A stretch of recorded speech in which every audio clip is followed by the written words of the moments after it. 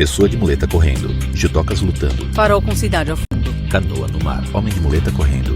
Mulher de cadeira de rodas malhando em academia. Avenida movimentada. Homem de cadeira de rodas jogando tênis. Atleta cego praticando salto. Pessoas lutando karatê. Ciclista em pista de corrida. Jardim Botânico de Curitiba. Mulher atirando com arco e flecha. Pôr do sol. Duas pessoas de cadeira de rodas praticando esgrima. Homem de cadeira de rodas arremessando peso. Mulheres sentadas no chão jogando vôlei. Homem cavalgando. Estádio de futebol. Pessoas de cadeira de rodas jogando basquete. Mulher jogando tênis de mesa. Homem jogando tênis. Mulher em caiaque. Barco à vela. Homem jogando goalball. Pessoas de cadeira de rodas jogando rugby. Dois homens de kimono lutando. Cristo Redentor. Atleta praticando tiro esportivo. Vários prédios. Praça dos Três Poderes. Pessoas nadando. Sob fundo preto, água serpenteando de baixo para cima, deixando em evidência a palavra mergulho em letras brancas. Cidade banhada pelo Lago Guaíba. Prédios altos e áreas arborizadas. Grande escadaria de uma igreja.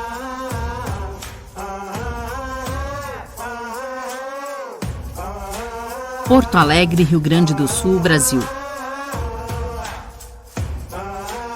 Usina do gasômetro.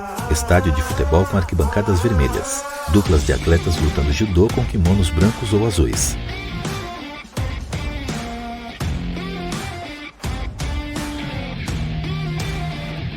Numa parede, foto preto e branco de senhor japonês. Uma placa com ideogramas de cada lado. Matheus Baldin, atleta de judô paralímpico. Bom, o judô ele me ensinou muita coisa, na verdade, desde que eu iniciei o judô, conforme eu fui trocando as faixas, ele me trouxe muitos ensinamentos, né? Que eu levei também para fora do tatame. E me ensinou, muitas vezes, ter paciência com alguns objetivos que eu tenho e tenho que saber aguardar. Me ensinou também a fazer escolhas. E muitas vezes na vida a gente tem que ter prioridades e quer fazer tudo. Eu sou um cara que gosta de fazer tudo ao mesmo tempo, mas ele está me ensinando eu escolher e aceitar que eu tenho que escolher algumas coisas, ter essas prioridades, né? Dentre muitas outras que o judô passa, né? A questão de disciplina, de respeito. Eu, na minha infância, era uma criança muito agitada e muitas vezes não tão disciplinada e em casa, em escola e tudo mais. E hoje, depois que, mesmo que na fase adulta, me ensinou que eu poderia, né, ter mais na infância, ter tido uma coisa melhor, um respeito, uma disciplina maior. E isso hoje me trouxe, né? Hoje em dia eu tenho esse conhecimento de disciplina, respeito, uma questão de hierarquia ao mais velho, ao mais graduado. Eu acho que o judô me trouxe tudo isso, né? Entre os que eu posso destacar. O judô me ajudou a ter mais... acreditar mais em mim, né? E Thaís minha Furtado, autoestima atleta de judô paralímpico. E me fez bem, né? Eu comecei a acreditar que eu, por ser deficiente visual, eu tenho a possibilidade de crescer, né? Bastante. Tive uma experiência Matheus. há mais ou menos 12 anos atrás com o judô. Depois parei por muito tempo para questões de trabalho e tudo mais. E após fazer uma redução de estômago, tinha obesidade e mudou a minha vida, né? E passei a ter hábitos mais saudáveis e voltar a fazer esporte, que é o que eu sempre gostei. E daí eu conheci, por meio de amigos, o judô da instituição, já tinha ouvido falar, o judô da SERGS com convênio da Universidade Federal do Rio Grande do Sul. E convidado por eles, iniciei novamente os treinos, que eu já havia parado. E daí diante fiquei treinando, evoluindo aí no judô. E tenho para mim que eu comecei o judô para uma questão de saúde, de qualidade de vida, né? Para minha nova fase da vida, né? Mais saudável. O esporte é a minha vida, é a minha motivação, é o que mantém a minha qualidade de vida, que mantém a minha vontade de seguir em frente, que mantém meus objetivos sempre como prioridades, e o esporte é, para mim, hoje em dia, a minha vida, na verdade. Na realidade, eu conheci o judô Thaís. através do meu esposo, né? Matheus, que também é paralímpico. Ele já fazia acho que uns 2 anos que ele praticava o judô, e nisso ele me convidava. Só que quando ele comentava de judô para mim, eu pensava, né, que judô acho que não serve para mim, não combina comigo. Aí teve um dia de tanto ele insistir, né, para mim participar, conhecer, e eu vim e acabei gostando. Daí eu comecei a praticar, fazer, e vim nos treinos. Os esportes que eu já havia participado e buscado, né, conhecer, o judô me chamou mais atenção pela a forma mais que menos precisa de adaptação, né, devido à deficiência visual, a gente não precisa tanta adaptação, e porque experimentei e se tornou um gosto, né, e muito me ajudou no início, ter uma atividade física, e acabei pegando gosto e fiquei nele. A minha vida Thaís. antes do judô era muito sem rotina, né? E tipo, era uma vida só de dentro de casa, assim, né? Sem objetivo, né? E depois, quando eu conheci o esporte, eu comecei a ter mais vontade de crescer, né? No esporte, e é o que eu amo fazer hoje em dia. Matheus. Antes do judô era uma vida bem sedentária, né? Hoje em dia o judô ele ajuda tanto na minha parte de reabilitação como pessoa, como deficiência visual, e também me ajuda na busca, né, de manter a minha saúde. O judô a gente tem que sempre se manter no peso, a gente tem que buscar sempre cuidar, alimentação e treinamento físico para manter o peso, e hoje em dia eu consigo manter isso, né? E o judô faz com que eu sempre busque esse equilíbrio do peso, né? O judô hoje em dia é tudo para mim, Thaís. né? Eu acordo pensando em crescer no judô, faço além do treino, vou para academia pensando lá no futuro, né? Pensando no amanhã, no que eu posso melhorar para me conseguir ganhar as lutas. Ali na Gustavo década de Schumacher, 70 técnico começa de judô a surgir os paralímpico. primeiros atletas deficientes visuais praticando judô. Em 1987 nós temos a primeira delegação de judô indo competir em nível internacional, numa competição na França. E em 88 nós já temos a participação nas Paralimpíadas. O Brasil... eu não lembro agora, não recordo como é que foi o resultado brasileiro. Mas nós tivemos medalha. Já desde a primeira Paralimpíada a gente teve medalhas. E é isso, na realidade antes os atletas eles trabalhavam de forma individualizada, assim, então tu tinha um atleta deficiente visual treinando judô com os atletas convencionais, e a partir da evolução e do aparecimento do maior número de atletas a gente começou a trabalhar de forma mais específica para o judô paralímpico. Nós aqui no projeto, nós começamos em 2005, criamos uma turma exclusiva de deficientes visuais, onde a gente começou a trabalhar para principalmente compreender como funcionava o universo dos atletas deficientes visuais. A partir de que nós aprendemos com eles como a gente poderia atendê-los de melhor forma, e eles também aprenderam conosco a coisa do judô, a gente conseguiu inserir eles no grupo de atletas regulares. Hoje os treinos são super inclusivos, todo mundo treina junto. E os atletas videntes, eles aprenderam a lidar com os atletas deficientes e todo mundo se ajuda.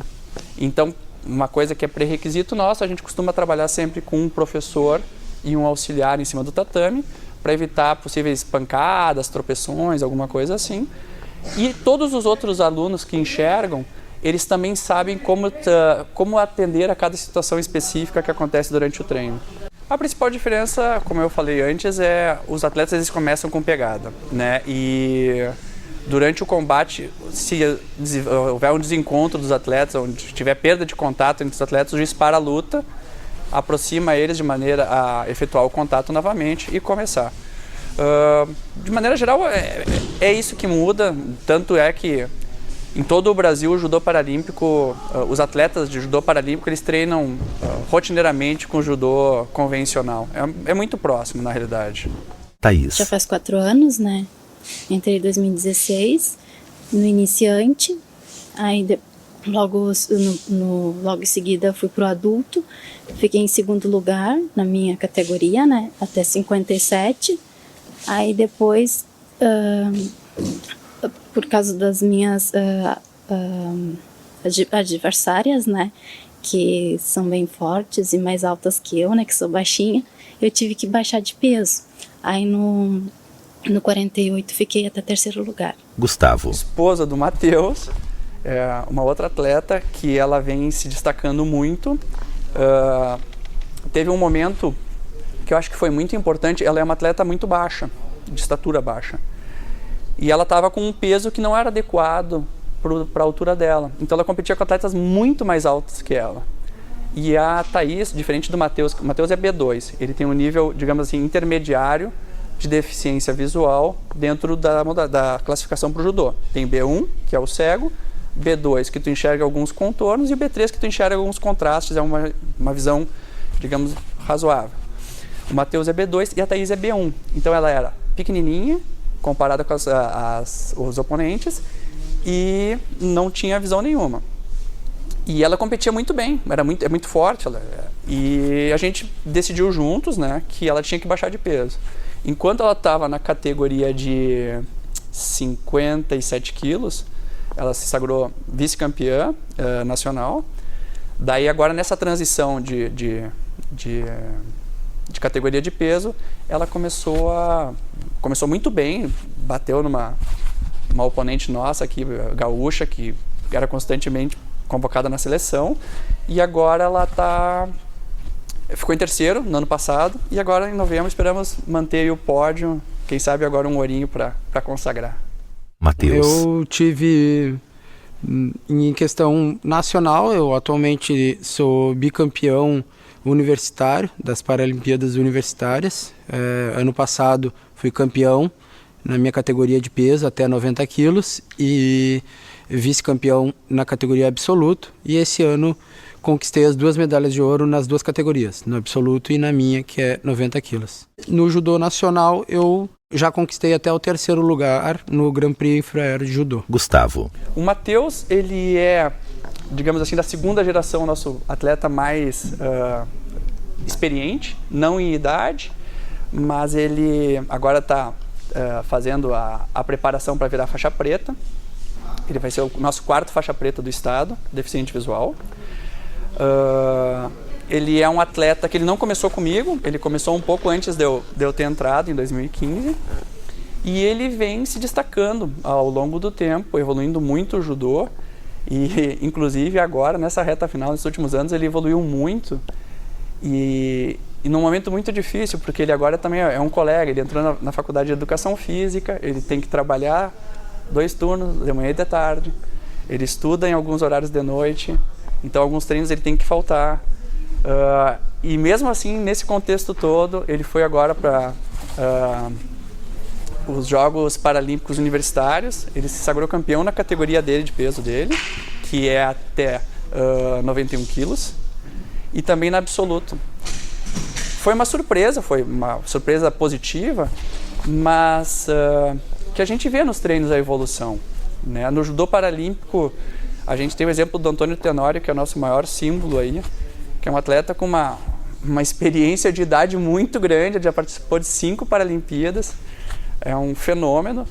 No judô paralímpico, os atletas têm uma vida um pouco maior, talvez porque eles comecem muito tarde. É muito difícil começar o judô paralímpico, e acho que várias modalidades paralímpicas, tirar o atleta, tirar a criança deficiente de casa para vir o treino, porque ela depende muito do pai. O pai tem medo de uma exclusão, tem medo de machucar.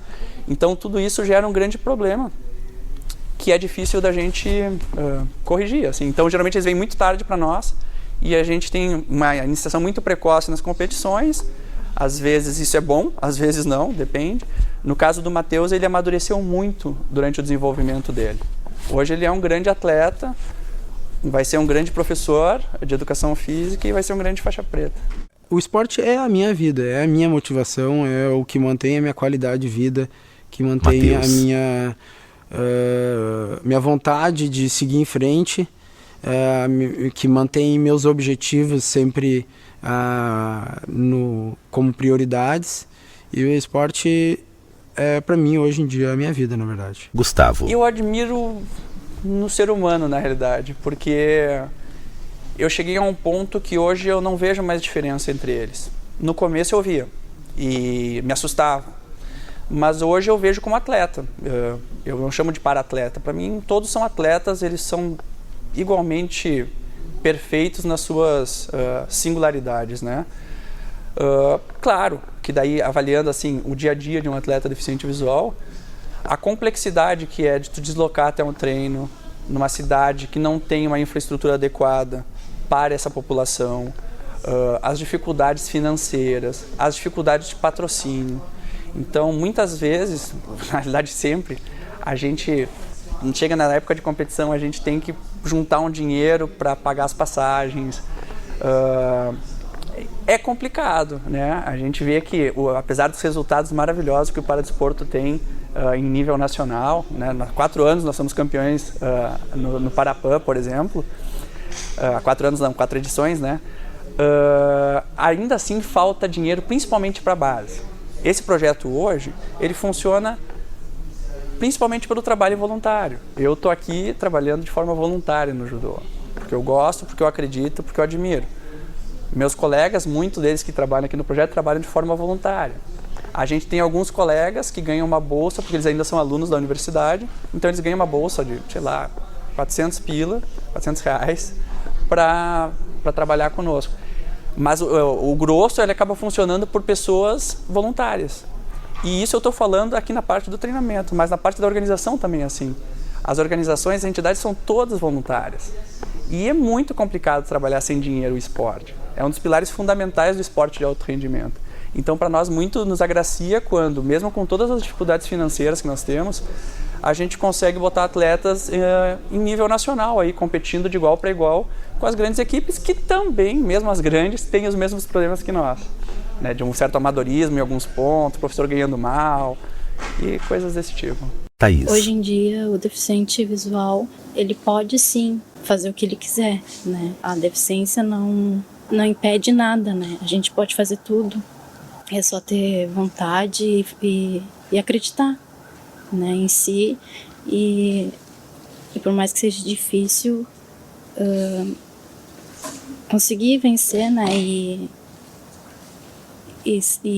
o esporte em si, ele ajuda bastante nisso. Thaís faz flexões. Ela se levanta e corre em direção a outro atleta. Judocas correm em círculos ao redor do tatame. Atletas aplicam golpes de judô uns aos outros.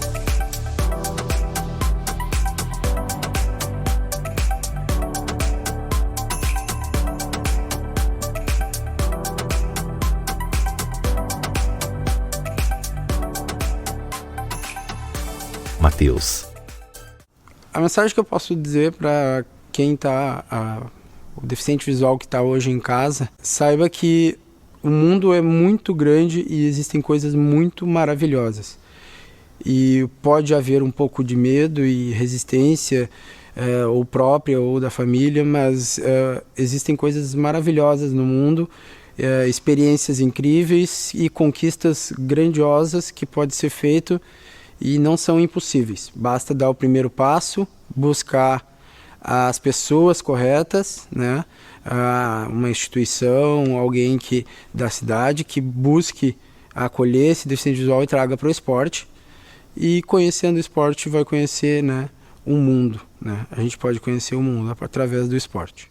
A gente acaba se adaptando, né, às coisas, né? Não é as coisas que tem que se adaptar a nós, a gente que tem que adaptar as coisas para a gente conseguir, né, viver na sociedade. Mas o deslocamento mesmo, que é bem difícil andar nessas ruas assim, né, tempo de chuva e buracos, né. A gente tem que sempre precisar da outra pessoa para nos auxiliar, né, a atravessar uma rua. Isso é o mais difícil. Matheus. Acho que a gente faz tudo que a gente sonha, do que objetivos que a gente tem, e nada pode ser impossível. A gente, com determinação, com resiliência e foco no que a gente quer, a gente consegue sobrepor o impossível e chegar onde a gente quer sempre. Jardim Botânico. Curitiba, Paraná, Brasil. Prédio antigo com torre e relógio de ponteiros. Carros e pessoas circulam pela cidade. Ivaniro de Lima, atleta de tiro esportivo. O esporte é um caminho para a igualdade. Eu andei atrás de patrocínio no começo e eu vi que o tiro é um esporte com muito preconceito. Até então não era liberado a arma, né? Então já falar que se vai atirar já gera um pouco de preconceito para as pessoas, né? Eles veem com outros olhos, né? Eles não sabem como é. É um esporte como qualquer um outro, né? Você tem que se dedicar muito, tem que ter muita disciplina, né? E o pessoal não vê isso. Então é um esporte que não é bem quisto pela população. Eles deveriam saber que o tiro esportivo é um esporte como qualquer um outro, né? Que é um esporte tranquilo, seguro, né? Não existe risco à vida de ninguém. Até hoje eu não fiquei sabendo de um atleta que acidentalmente se matou ou matou outra pessoa, né? Não existe, né? Então é um esporte que de repente traz menos risco que corrida de carro, corrida de kart, de bicicleta, que acontece muito acidente, né? Ele tem menos risco de acidente que qualquer outro tipo de esporte. Aqui você aprende que você tem, aqui, como eu estava explicando para os rapazes, a arma você não pode tirar ela da mira do stand, sempre voltada, né? Tem que se preocupar muito com o próximo. Aqui você não se preocupa com você, mas com todo mundo, a segurança do geral. Você aprende mais como se diz, você vai fazer alguma coisa, você já está pensando no próximo. Você, acho que até ajuda na direção. Você está dirigindo, você vê um carro ou uma moto lá, você vai se preocupar com eles, entendeu? E aqui é a mesma coisa, arma sempre voltado para lá. Você jamais vai virar para um lado que pode ferir alguém ou colocar a vida de alguém em risco, né? Então, deve ser mais isso mesmo, a segurança do próximo. Eu descobri o tiro esportivo através de um amigo, Sérgio Vida. Ele é um atleta ele teve agora em Lima, ele conseguiu medalha de bronze e de prata em 2 modalidades, né? É um atleta já há mais de, acho que 15 anos, bem experiente, e ele que trouxe a maioria dos atiradores novos, todo ele que trouxe para o tiro. Eu sofri acidente, eu tinha 19 anos, eu caí do 9º andar de um prédio. Na verdade eu era relojoeiro, trabalhava já como relojoeiro e faltava, isso foi em janeiro de 89 que eu sofri o acidente. Final de 88 eu saí do emprego porque em fevereiro me apresentaria no quartel. E aí essa última semana que eu fiquei em casa, eu fui ajudar meu pai, que era pedreiro, construção civil. Só que foi numa quarta-feira, eu fazia arte marcial desde os 16 anos. E acho que por isso que eu tô aqui ainda, né? Que eu tinha um organismo bem resistente, né? Eu cheguei nesse local, acho que foi numa quarta-feira, e subi pro elevador de construir esses balancinhos que se falam, sabe? É uma caixa de madeira que sobe por um guindaste. Chegando em cima, a pessoa, quando chega lá, tem uma trava e uma alavanca de segurança, um pino de segurança, né? Eles puxaram a alavanca e não colocaram o pino. E antes de eu sair dele, ele caiu comigo dentro. E aí a pessoa correu e ele chegou lá embaixo. Lá, e com a queda eu caí em pé dentro do elevador, do 9º andar. E a coluna ela não resistiu, né? Porque ela chegou a comprimir uma vértebra, a L2, né? Com o peso do corpo ela só... pernas, não quebrou mais nada, né? Só a coluna que não resistiu. Então, graças ao esporte que eu fazia antes, que eu tinha boa musculatura, resistência, não quebrou nenhum, o médico falaram que com a queda em pé poderia quebrar fêmur, alguma coisa, e o próprio osso perfurar o restante do organismo, né? E diz que aconteceu muito disso, né? E graças à resistência da musculatura, eu estou aqui. A princípio, quando sofri acidente, eu achei que não podia fazer mais, não ia poder fazer mais nada desses tipos de coisas, né? Porque foi nessa época não existia, eu nunca tinha visto um cadeirante andando na rua sozinho. Então eu fiquei perto de 2 anos em casa e eu não tinha uma, meu irmão me levava para fisioterapia e me trazia de volta. Como se ele só me levasse e me trouxesse e eu não fazia nada, não tinha vontade de fazer outras coisas. E aí eu conheci o pessoal que jogava basquete e eu fui jogar basquete com o pessoal. Aí eu comecei a sair mais, a voltar a trabalhar, comecei a aprender a desmontar e colocar a cadeira sozinho no carro, a sair sozinho para o centro, essas coisas, fazer fisioterapia. E aí que eu comecei a ver que dava para fazer alguma coisa, né? Aí eu comecei a fazer natação. Aí que foi o esporte que mais tempo eu fiz, né? Fiz há uns 3 anos, né? Mais para condicionamento físico, eu comecei a fazer com hidroterapia, né? E até competi em alguns lugares, fiz algumas competições de natação, né? E é uma coisa que acho que me fortaleceu não só o corpo, mas como pessoa, né? Aí disso eu comecei a encarar a vida diferente, né? A mudança que eu senti mais na minha vida foi a aprender a concentrar em uma coisa só, sabe? Como eu falei para você antes, eu sou técnico de informática, né? E às vezes eu ia fazer alguma coisa pensando em 1000 coisas ao mesmo tempo, né? E eu aprendi como aqui eu tenho que focar no alvo e só o alvo. Então quando eu vou fazer alguma coisa, eu aprendi a focar no objetivo. Eu acho que isso foi o que me ajudou muito, né? Na vida fora do stand. Eu acho que no esporte a conquista maior acho que foi de me reencontrar. Que às vezes o dia a dia, sabe, eu sou técnico de informática. E até eu comecei a fazer esporte porque eu era muito estressado. Eu tinha estresse demais, dor de cabeça, coisas do tipo do dia a dia mesmo, né? E aí que o médico me recomendou fazer esporte, mas eu já havia feito natação, mergulho, corrida de kart e não me encontrei. E quando eu comecei a atirar, eu senti que comecei a aprender a respirar, aprender a se concentrar em uma coisa só. E acho que isso me ajudou muito. E acho que até tive problemas de saúde e tive que fazer uma nova cirurgia, que tive no coluna e tal. E eu não consegui deixar o esporte, sabe? Mesmo a partir do momento que conseguia me equilibrar de novo, eu voltei a atirar. Acho que a alegria é poder ter um tempo assim, com você mesmo, sabe? Acho que é o maior prazer que você tem, né? Porque às vezes você desliga de tudo e você fica com você mesmo ali. Acho que é essa a maior alegria. E nos campeonatos os amigos que você faz, né? Que eu fui para o Rio, para Brasília, algumas vezes aqui em Curitiba, vários campeonatos, né? E você faz muito amigos, né? A conversa sobre o esporte, essas coisas que acontecem, é muito bom, é muito gratificante. Os outros esportes, a maioria, sem ser a natação, é grupo, né? E aqui você só depende de você mesmo, né? Não depende do outro para fazer nada, é só o teu desempenho mesmo que conta, né?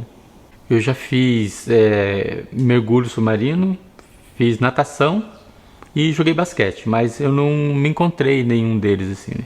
E o tiro é uma coisa individual, ali, que é você e o alvo, não existe mais nada. Qualquer, acho que, tipo de esporte ajuda a você se conhecer mais, a você buscar mais o seu rendimento, a se cobrar até mais, né? Porque às vezes você fica meio relapsado, eu não posso fazer aquilo, eu não posso fazer aquela coisa.